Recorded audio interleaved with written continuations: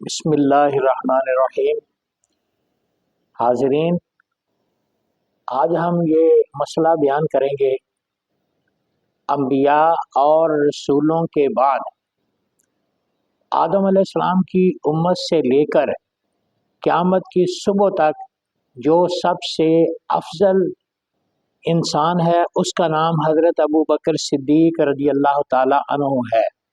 حضور نبی کریم صلی اللہ علیہ وآلہ وسلم نے ان کو اپنی موجودگی میں اپنے حکم کے ساتھ مسلمانوں کا ظاہری اور باطنی امام مقرر فرمایا ہے۔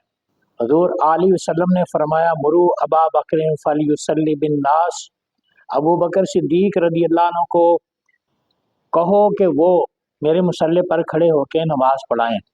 حضرت ابو بکر صدیق رضی اللہ تعالی عنہ افضل الخلق بعد الانبیاء بالتحقیق ہیں، اور تمام امت میں حضرت ابو بکر صدیق رضی اللہ عنہ کا پہلا نمبر ہے۔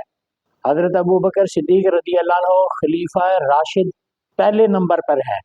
حضرت ابو بکر صدیق رضی اللہ عنہ نے ہجرت حضور نبی کریم صلی اللہ علیہ وسلم کے ساتھ فرمائی، اس لیے پہلا نمبر ہے آپ کا۔ حضرت ابو بکر صدیق رضی اللہ تعالی عنہ حضور علیہ الصلوۃ والسلام کے ساتھ لیٹے ہوئے ہیں مزار میں، آپ کا پہلا نمبر ہے۔